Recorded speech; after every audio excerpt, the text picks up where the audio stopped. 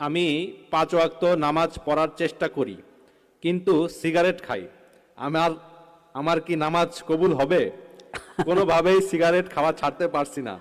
সিগারেটের বিষয়টা একটু বুঝিয়ে বললে ভালো হয়। সিগারেট খাওয়া কোনোভাবেই ছাড়তে পারছেন না, এ কথা কি না? ঠিক না, বুঝতে পেরেছেন?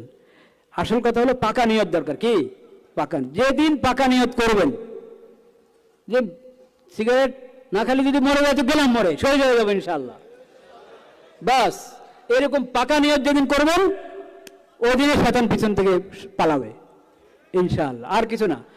এটা হলো একটা বদ অভ্যাস, যে কোনো অভ্যাস, খালি বদ অভ্যাস থেকে বের হয়ে আসতে হলে একটু কষ্ট করতে হয়, একটু কষ্ট করতে হয়। তো এটা তো বদ অভ্যাস, এটাকে ত্যাগ করতে হলে একটু বেশি মজা আদা দরকার, কারণ বদ অভ্যাসের প্রতি শয়তানের আকর্ষণ বেশি, ধরে রাখতে চায় আমাকে।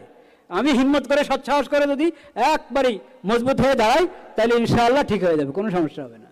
জি, কোরআন তেলাওয়াত নামাজ পড়তে থাকবো, সিগারেট ছাড়তে দেরি হচ্ছে, নামাজ কি পড়তে থাকবো, নামাজ বাদ দেবো না, নাউজুবিল্লাহ। জি, নামাজ বাদ দেওয়ার প্রশ্ন আসে না। হ্যাঁ, কোরআন তেলাওয়াত করে আরে মৃত সিগারেট ব্যক্তির- একটা চিন্তা করেন, এই যে বদ অভ্যাসটা এটা কেমন?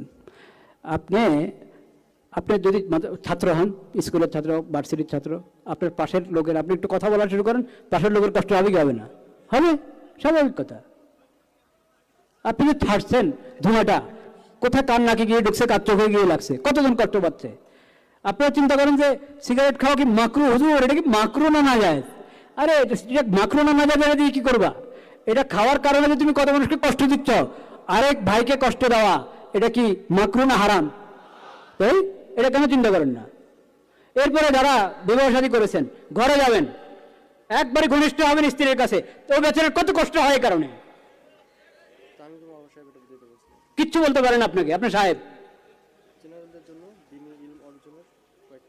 অন্যরা যে কষ্ট পাচ্ছে আমার কারণে, এই চিন্তা করলে তো এই বদ অভ্যাস ত্যাগ করা দরকার। আল্লাহ সবাইকে হিম্মত দান করেন, তৌফিক দান করেন।